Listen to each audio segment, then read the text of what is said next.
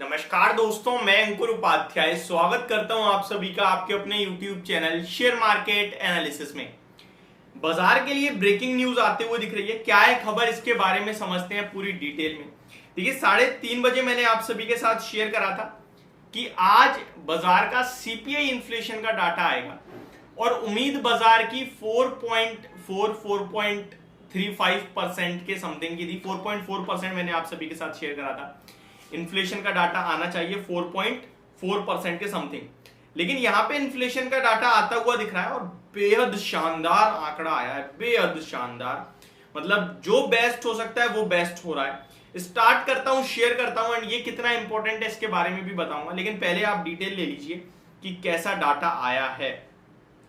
तो देखिए मार्केट का अनुमान था 4.4% का, लास्ट टाइम 4.66% था। यहां पे मई महीने का यानी लास्ट मंथ का जो इन्फ्लेशन का डाटा है वो आपके लिए 4.25% पे आता हुआ दिख रहा है। सुपर्ब सुपर्ब, पिछले 15-20 महीने के लोएस्ट पॉइंट पे इन्फ्लेशन का डाटा आ गया है और ये अपने आप में संकेत दे रहा है कि बस अब मैं बहुत सस्ता हो गया हूं, अब आप मार्केट में ग्रोथ ला सकते हो, डिमांड वापस ला सकते हो और अब डिमांड लाने के लिए आप रेट कट कर सकते हो। पहले मैं आपको पूरा डाटा बता देता हूं। सीपीआई का इन्फ्लेशन डाटा जो है 4.70% से घटकर 4.25% पे आया है। अनुमान 4.4% का था, तो ये बेहद शानदार नंबर आप कह सकते हैं। एक समय पे हमारा इन्फ्लेशन 6.7% हो गया था। हमारी जीडीपी के सामने जो हमारा इन्फ्लेशन था वो माइनस था, इंटरेस्ट रेट्स के सामने जो हमारा इन्फ्लेशन था वो माइनस था। तो अभी हम लोग पॉजिटिव तो काफी पहले हुए थे, इनफैक्ट पूरे दुनिया भर में जो सबसे पहले पॉजिटिव हुआ उनमें से हमारा नाम शामिल होता है और अब तो बहुत ही ज्यादा अच्छा आंकड़ा आप लोगों ने देखा है। तो मतलब बेहद शानदार नंबर आता हुआ दिखा है 4.25% पे।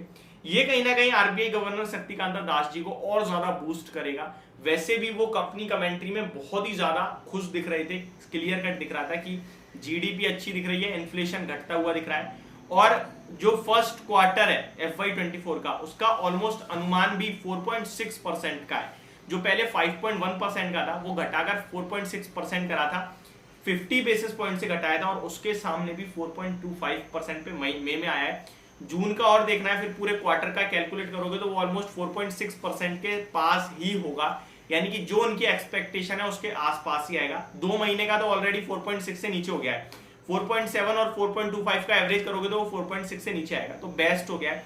अगले महीने के लिए भी कुछ खराब संकेत नहीं है। आप कच्चे तेल को देखो कंटिन्यू गिर ही रहा है, तो वो हमारे इन्फ्लेशन का एक 70% कहीं ना कहीं वो मैच कराता है कि भैया वो ऊपर जा रहा है तो इन्फ्लेशन बढ़ने के चांसेस है, वो नीचे जा रहा है तो घटने के चांसेस है।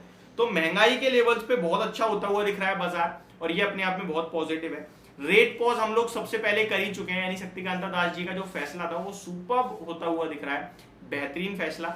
सेकेंड टाइम दोबारा रेट पॉज और जिस हिसाब से इन्फ्लेशन नीचे आ रहा है मुझे लगता है ग्रोथ को लाने की तैयारी हो सकती है और रेट कट भी जल्दी आपके लिए आते हुए दिख सकते हैं।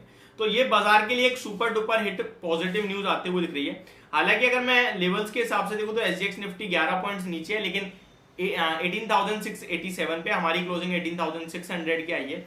अमेरिका के बाजार का अपडेट भी दे देता हूं मैं, अभी ओपन नहीं हुआ है तो डाउ फ्यूचर्स और नेस्डेक फ्यूचर्स जो ट्रेड कर रहे हैं वो मैं आप सभी के साथ डेफिनेटली शेयर कर देता हूं। मार्केट्स को लेकर मुझे लगता है आपको पॉजिटिव ही रहना चाहिए और जो मैं कंटिन्यू कहता आया हूं, डाउ फ्यूचर्स लगभग पॉजिटिव देखने को मिल रहे हैं आपको, फ्लैट टू पॉजिटिव है, 26 पॉइंट्स ऊपर है। नेस्डेक फ्यूचर्स की भी मैं आपके साथ अपडेट शेयर कर देता हूँ।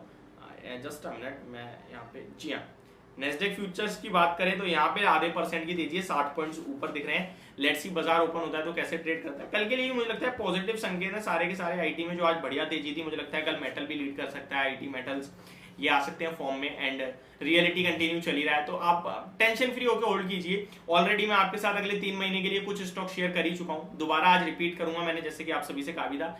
एक स्टॉक निकल गया उनमें से 3-3.5% ऊपर हो गया, अंबिका कॉटन।